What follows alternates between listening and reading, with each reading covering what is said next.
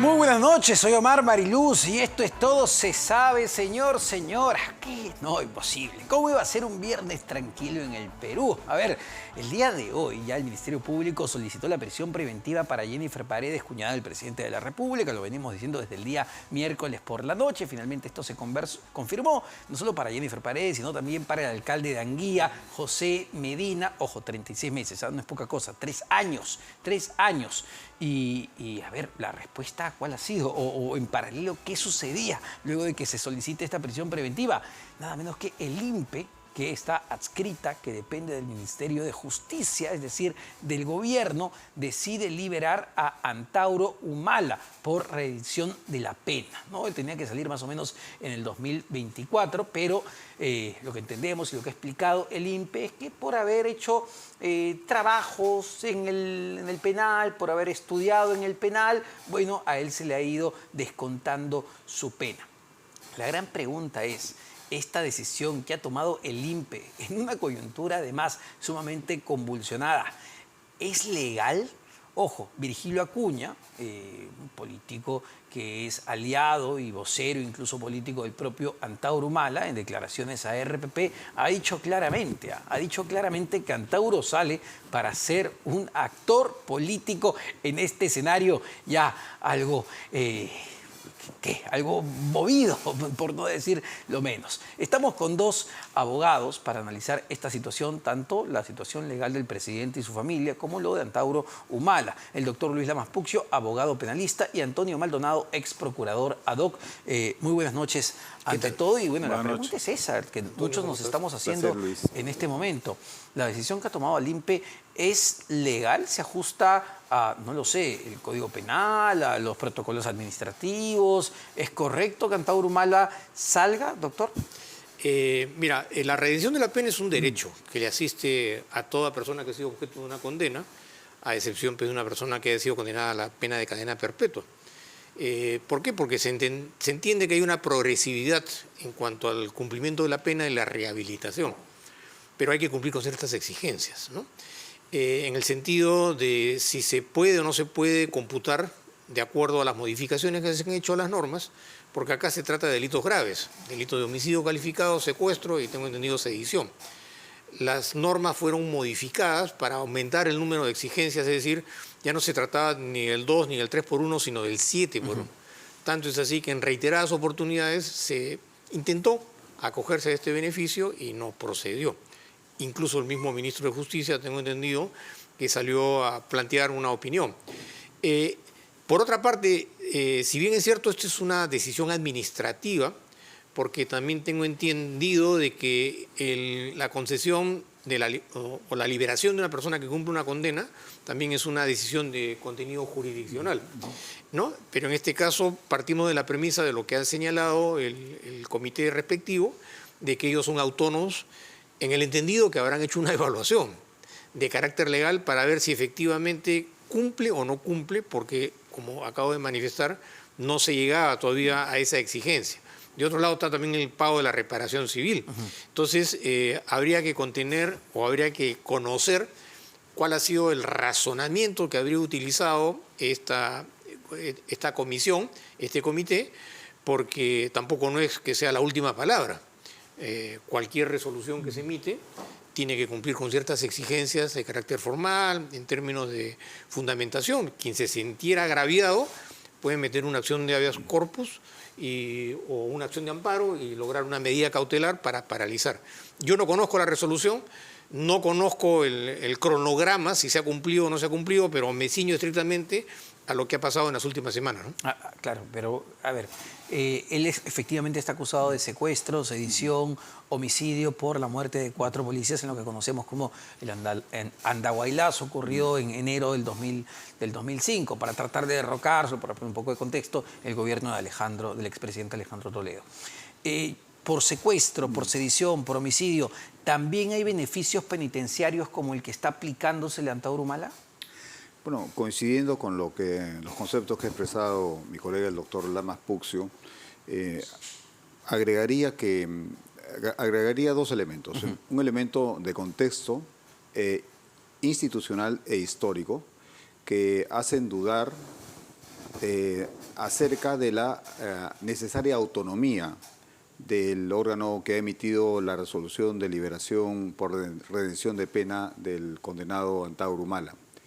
En el Perú conocemos diversos casos, no solo este, en los cuales se han tergiversado los hechos y se han desnaturalizado las normas con el propósito de otorgar libertades a quienes no corresponden.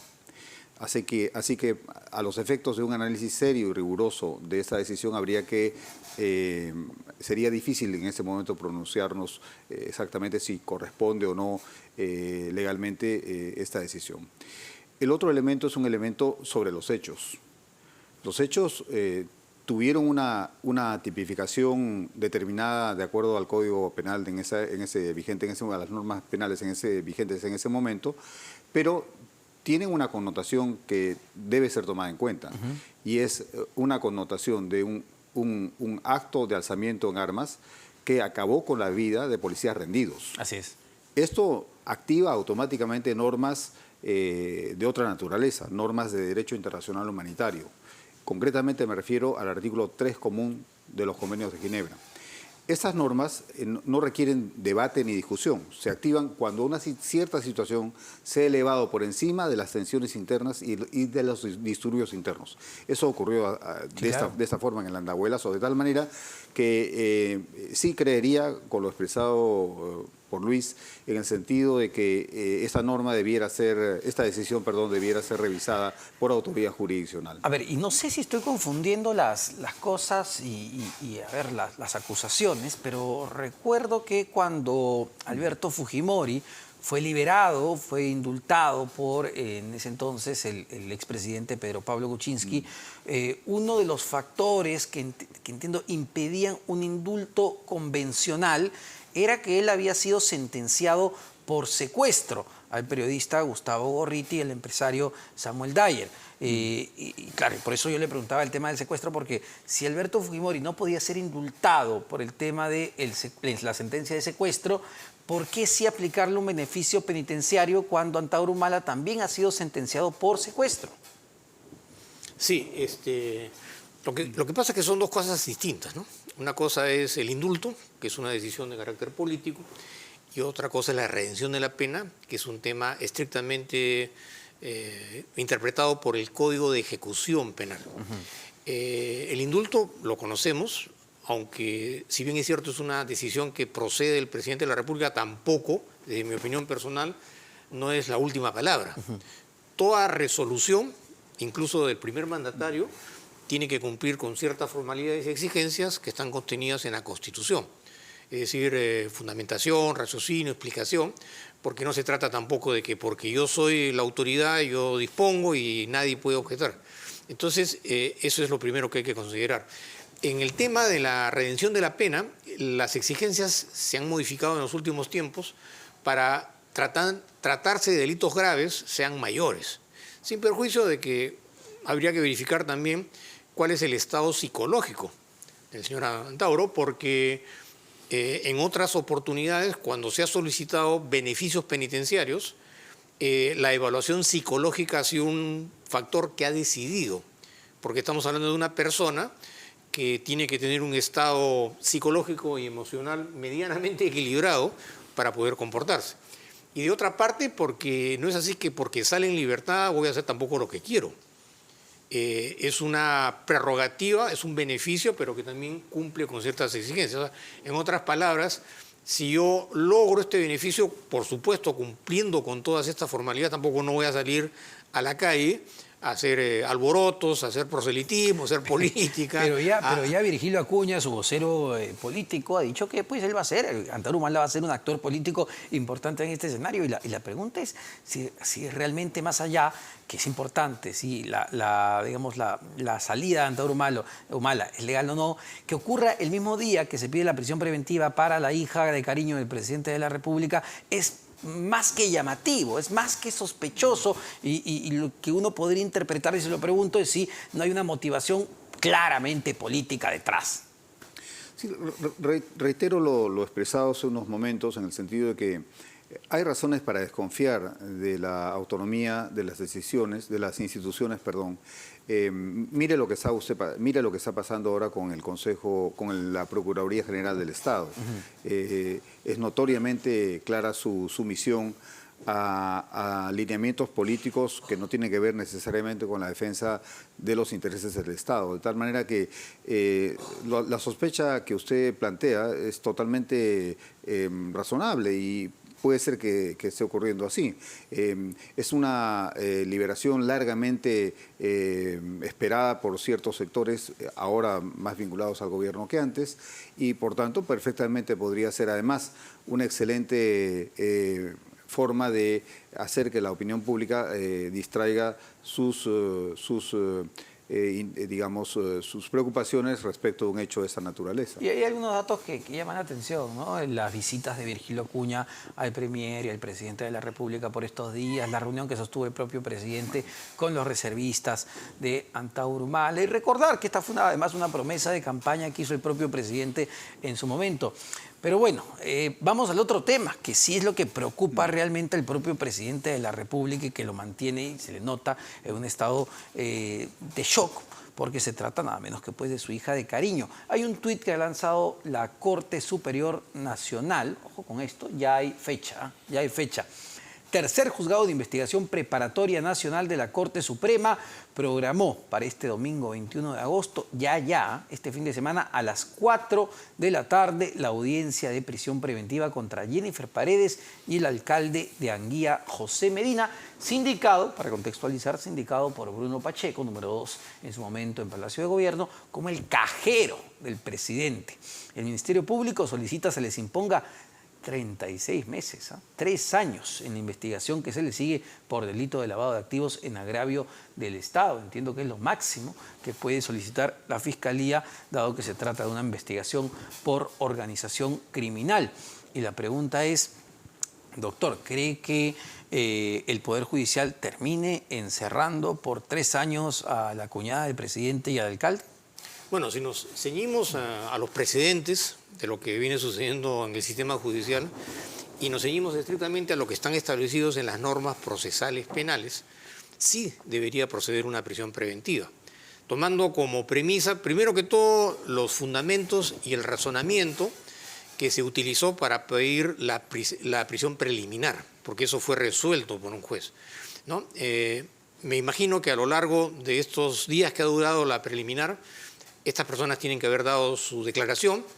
Tengo entendido que ha surgido ya por ahí lo que se denomina como la confesión sincera, que es una forma de reconocimiento que no solamente es un dicho, sino que para que proceda y sea entendida en esos términos, tiene que coincidir con las pruebas que tiene la Fiscalía, porque si no cualquier persona podría decir cualquier cosa. Sí, claro.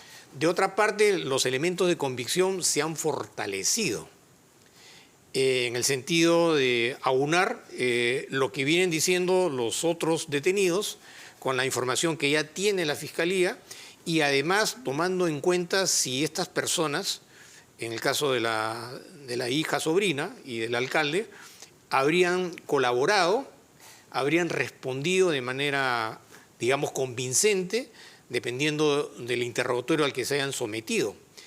Y yendo ya a un terreno más pragmático, tampoco no es un hecho exagerado porque así está establecido en la norma. Que el presidente de la República se sienta, digamos, sentimentalmente emocionado es en alguna medida entendible, pero también hay que pensar que lo que se hizo y cómo se hizo fue porque el mismo presidente avaló estas actividades. O sea que si queremos ver el plano del punto de vista de la responsabilidad, el primer responsable de todo esto es el presidente, más allá de las responsabilidades de carácter penal que están surgiendo en el camino, ¿no? Ahora, sí que puede resultar incluso ya anecdótico y no va al tema de fondo en sí de las investigaciones concretas por lavado de activos, por corrupción, además porque hablamos de obras públicas, decretos que se firmaron, financiamientos, empresas, fachada para poder licitar obras a dedo, además, que es el tema de fondo acá. pero no sé si la Fiscalía, al momento de pedir esta prisión preventiva, y el juez en su momento, el día domingo, van a considerar lo que significó todo el proceso para detener a Jennifer Paredes. Es decir, que vayan a Palacio, que no los dejen entrar, que Jennifer no esté luego que los dejan entrar, y que se pierdan las imágenes de las cámaras de Palacio, y el día que va la policía, que ya pues resulta hilarante, francamente. Estos detalles son considerados cuando un juez toma este tipo de decisiones. El representante del Ministerio Público debería presentar su solicitud de prisión preventiva inscribiéndola en un contexto en el cual este tipo de hechos se señalan. Porque si bien es cierto que los estándares para requerir una prisión preventiva son más elevados que los requeridos para una prisión preliminar, ciertamente lo que ha ocurrido en estos últimos días, en particular el insólito o la insólita pérdida o como quiera describirse de las imágenes o las cámaras de seguridad en Palacio de Gobierno, dan cuenta de unos hechos que son controlados por una maquinaria de poder, que es a la que terminaría perteneciendo o sirviendo esta maquinaria a esta persona investigada. De tal manera que, por lo menos la cuñada del presidente tendría acceso a unos instrumentos de poder que un ciudadano común y corriente no tiene. Es decir, la posibilidad que le oculten las cámaras de seguridad del Palacio de Gobierno. Y además, este hecho inscrito en un contexto aún mayor, que es el contexto de fugas perfectas, normas digitadas para evitar que la información de los procesos sean conocidos por los medios de prensa, control de instituciones, como ha pasado, reitero, con la Procuraduría General del Estado, etcétera. O sea, hay un contexto en el cual el Ministerio Público podría fácilmente sostener la tesis que en este caso hay un peligro procesal muy serio, porque es una persona que tiene acceso a unos recursos únicos, totalmente asimétricos, que un ciudadano o un procesado común y corriente no tienen. Ahora, es lógico que la cuñada, Jennifer Paredes, y el alcalde de Anguía, que a ver, es nada menos que una autoridad y sería el cajero, según Bruno Pacheco, no decidan colaborar, y sí los hermanos Angie y Hugo Espino. Sí, ese es un factor que me imagino va a tener mucho peso en el análisis de la decisión que pueda tomar esta sala del Poder Judicial. Porque, por un lado, la confesión sincera, que está respaldada con hechos fácticos, con pruebas, tanto es así que lo que se perseguiría ahí es atenuar la responsabilidad penal, y por otro lado, justamente la absoluta ausencia de colaboración, de arrepentimiento y de mostrarse, por lo menos frente a las autoridades, como realmente sucedieron las cosas. Sucede todo lo contrario, porque en este tipo de análisis el factor que a mi entender es más importante es obstaculizar la investigación, entorpecer, entrampar, y todo esto, como lo acaba de señalar Antonio, es toda una maquinaria que tiene pues una secuencia de acontecimientos y que va a continuar desde todo punto de vista, pues esto no va a parar, más allá de lo que se decida, tanto si es una comparecencia con restricciones o como debería ser una prisión preventiva.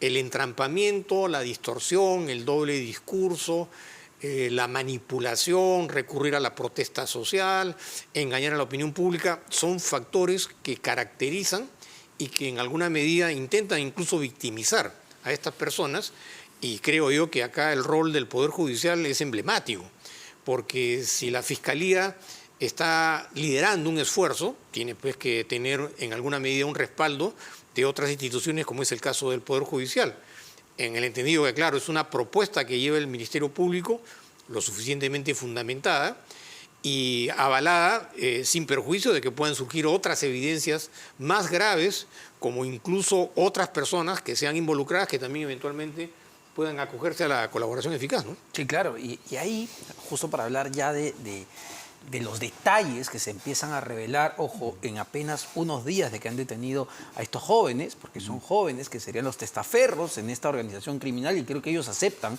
ya haber sido los testaferros, señalan lo siguiente, ¿no?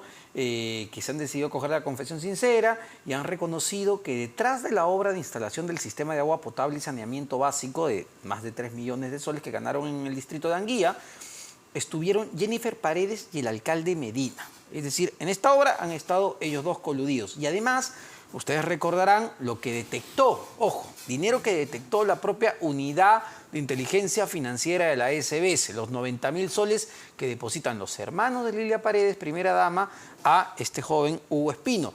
Ha dicho que efectivamente, que el dinero ha sido dirigido por su hermana mayor, la primera dama, para financiar el proyecto antes mencionado. Es decir, ¿cuán importante es esa información inicial que se empieza a conocer? En general, me parece que el caso, lejos de debilitarse, se fortalece con la información, por ejemplo, que señalaba por usted. Pero fíjese, los patrones son más o menos similares a los que hemos visto en otros casos. En contextos de procesos de licitación y contratación pública, personajes con una capacidad única y exclusiva de llegar a sectores de poder, los cuales tienen la capacidad no solo de intervenir en los procesos propios de contratación pública, sea de manera directa o indirecta, sino también la posibilidad de emitir normas, decretos para llevar a cabo esas obras, etcétera, y que en general hacen parte de un círculo muy cercano a alguien que tiene el poder de generar este tipo de relaciones asimétricas y desiguales y, por supuesto, criminales. Por tanto, yo creo que los patrones no van a ser en absoluto, desde mi punto de vista, diferentes de los que ya hemos conocido en Lavallato, de los que se conocieron anteriormente en otros casos, y creo que simplemente van a demostrar que un señor llegó a la presidencia de la República con dos agendas, la agenda formal de servir al país y la otra de servirse del país.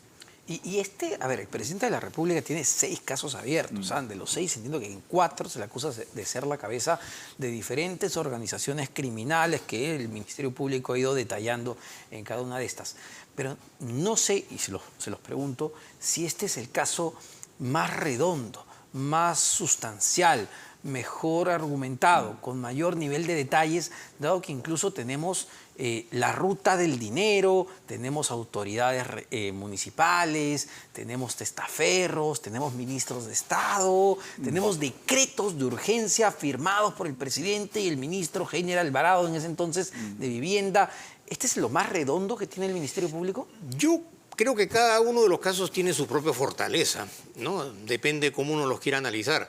Este caso es emblemático por todo lo que se conjuga, el vínculo familiar, el testaferrato, y además no se trata de meras sospechas, como hay algunos que afirman y tratan de confundir a la opinión pública diciendo que son solamente indicios. Los indicios son pruebas. Acá hay información fáctica, documentada, de los procesos administrativos, de la unidad de inteligencia financiera. Entonces, si lo analizas de manera esquemática, evidentemente que hay una coincidencia, hay una organización, hay previos acuerdos en los que se utiliza el poder para justamente viabilizar estas acciones que están de todo punto de vista reñidas con las normas y son calificadas como delitos en la legislación penal.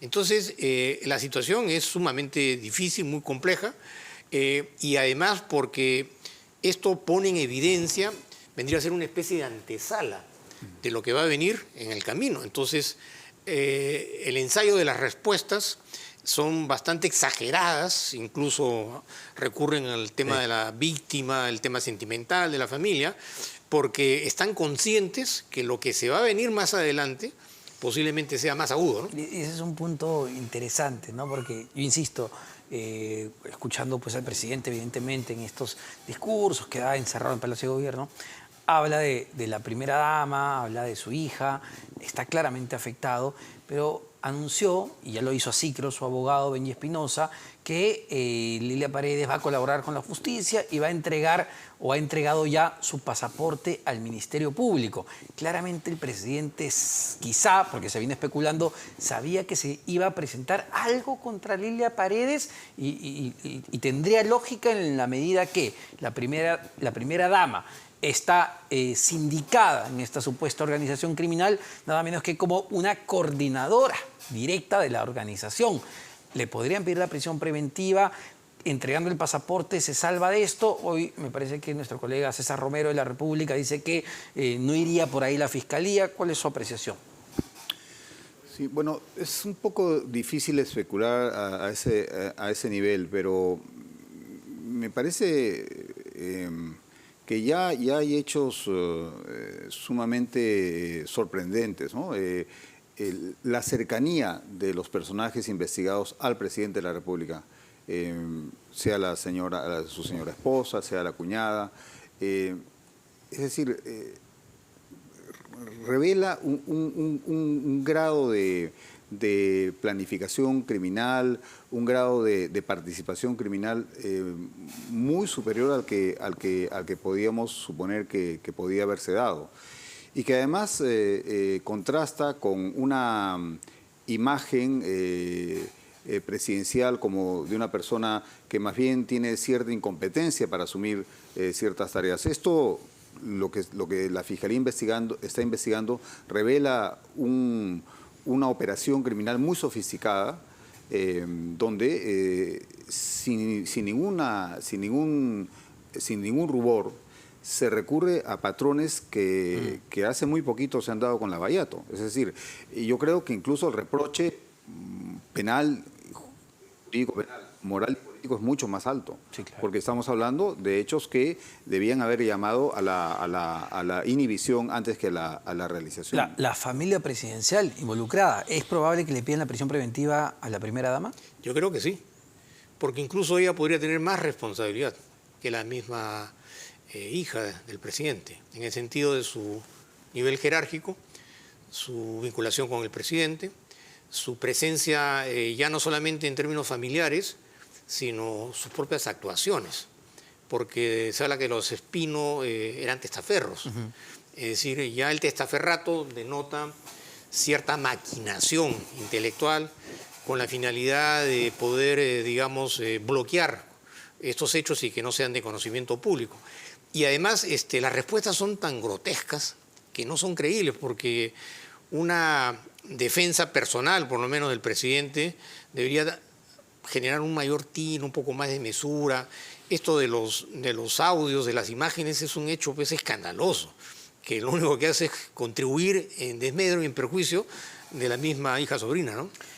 Muchísimas gracias por este análisis para ambos. En realidad, Luis Lamas Puccio, abogado penalista, Antonio Maldonado, ex procurador ad hoc. Nuevamente, muchísimas gracias. Tenemos que hacer una rápida pausa, pero vamos a conversar en instantes con el general José Baella, es jefe de la Dirección contra el Terrorismo, para hablar de esta decisión polémica que ha tomado el INPE. Liberar a Antauro Humala, sentenciado por el asesinato de 4 policías en el Andahuaylazo. Venimos con eso.